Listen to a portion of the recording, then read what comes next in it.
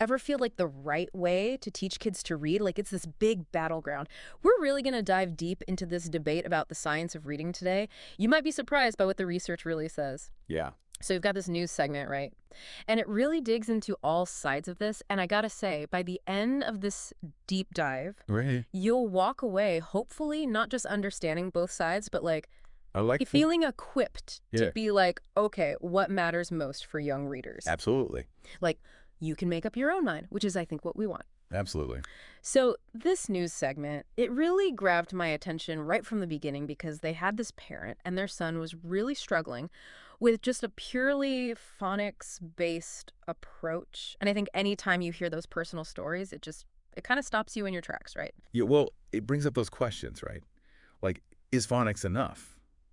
Because, I mean, it's the building block, Yeah. right? You have to be able to decode words, but, what are we missing if we're just focused on that? Right. And it made me think about there was this part in the segment where they're showing all these classrooms and it's kids. They're engrossed in read alouds. They've got this like smorgasbord of books around them. It just felt like this, I don't know, celebration of reading. Not, again, just this like, can you sound it out? Yeah, it's like that idea of, are we hitting all of the senses, all of like the different ways to engage with a story? Right. Yeah. Like we don't just listen to music by listening to like, one note at a time. Yeah. There's a rhythm, there's an emotion. So true. Reading needs that same like multi-layered approach. Yes. And that kind of leads into what they really focused on in this segment, which was these three things. Comprehension. So obviously, okay, you're reading the words, but are you getting it? Engagement, which is huge. And the social emotional side of reading, which that one I have to admit kind of stopped me. I was like, ooh, yeah. Well, let's break those down because those are so important. So we have comprehension. And this is where we talk about like, okay, it's great if you can read the words, but do you actually understand what you're reading? Like, can you tell me about the story? Do you know what the characters are motivated by? Can you get like the author's message? And then there's engagement, right? And I think about engagement as like the want to, right? Like, do I want to keep reading?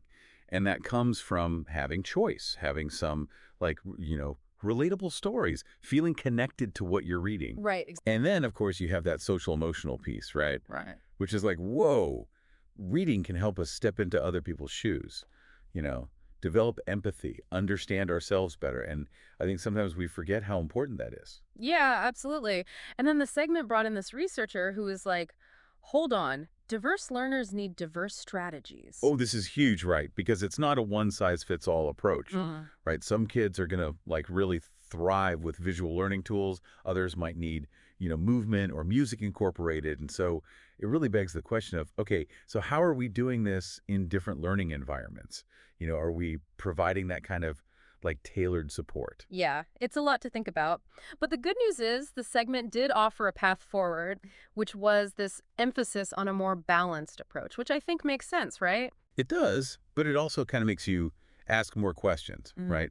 Because what does that look like? Does that mean we need to be like finding books that both capture a child's interest, but also allow them to like, practice their decoding skills?